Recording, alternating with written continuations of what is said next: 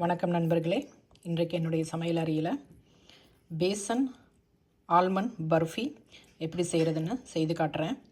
வாங்க பார்க்கலாம்.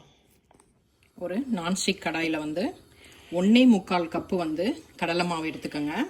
இந்த கடலை மாவு நம்ம நல்லா சூடாகிற வரைக்கும் நம்ம வறுத்து எடுத்துக்க போகிறோம். அந்த பச்சை வாசனை போகணும், அதுக்காக நம்ம வறுத்துக்க போகிறோம்.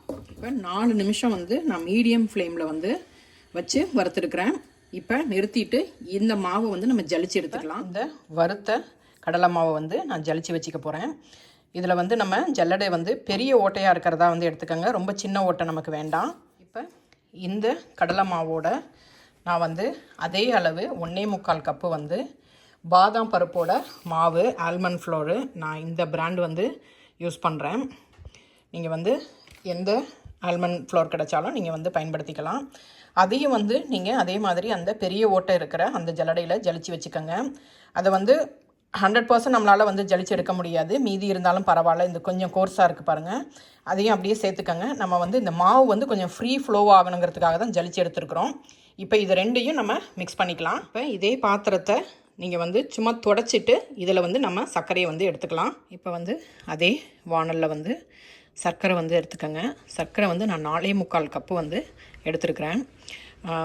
சாதாரண ரேஷியோ பார்த்திங்கன்னா 1 கப்பு மாவுக்கு 1.5 கப்பு சர்க்கரை எடுக்கணும்.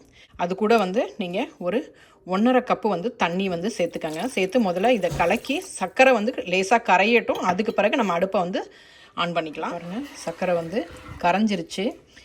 இப்போ நான் அடுப்பை ஆன் பண்ணிக்கிறேன். நம்ம மைசூர் பாக்குக்கு பாகு காய்ச்சிற மாதிரி அந்த அளவுக்கு தான் பாகு காய்ச்சி எடுக்கணும். 12 நிமிஷம் ஆகிருக்கு. இப்போ நல்லா கொதித்து அடங்கி இருக்குது. கலர் பார்த்திங்கன்னா உங்களுக்கு மாறி இருக்கும் கொஞ்சம். இந்த சமயத்தில் நீங்கள் தண்ணியில் ஒரு ட்ராப் விட்டிங்கன்னா இது கரையாமல் இருக்கணும். உங்களுக்கு பிக்சரில் தெரியுதா என்னன்னு தெரியல, பாருங்கள் கரையாமல் இருக்குது பாருங்கள். அப்போ நம்ம அடுப்பை கம்ப்ளீட்டாக குறைவாக வச்சுட்டு நம்ம மாவை இதில் சேர்த்துக்கலாம். திரும்ப காட்டுறேன், ஒரு ட்ராப் விடுறேன் பாருங்கள் கரையாமல். இந்த சமயத்தில் நம்ம மாவை சேர்க்க போகிறோம். ஃப்ளேமை சுத்தமாக குறைவாக வச்சுருங்க. அதே மாதிரி மாவு கொஞ்சம் லூஸாக போட்டு நம்ம கலக்கிக்கிட்டே இருக்கணும். இப்போ பாருங்கள், அடுப்பை குறைவாக வச்சு நம்ம ஊற்றுறதுனால, மாவை சேர்க்கறதுனால உங்களுக்கு கட்டியே விழுகாது. உங்களுக்கு பார்த்தா நல்லா தெரியும்.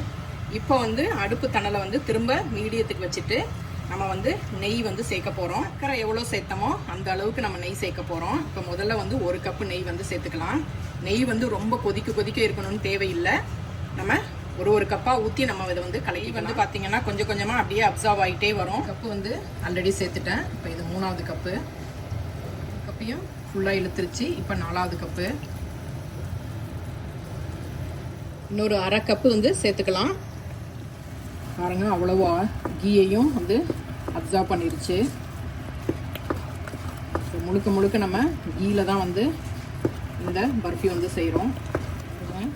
இந்த மாதிரி பிரிஞ்சு வர்றது, இந்த பாத்திரத்தில் இருக்கிற அவ்வளோ மாவுக்கும் கொஞ்சம் பிரிஞ்சு வரணும். அந்த மாதிரி சமயத்தில் நம்ம கொட்டினாதான் பர்ஃபி நல்லா ஓட்டையாக உங்களுக்கு நல்லாயிருக்கும். இந்த சமயத்தில் நம்ம கொட்டிடலாம். கொட்டிட்டு கண்டிப்பாக ஷேக் பண்ணி விடுங்க.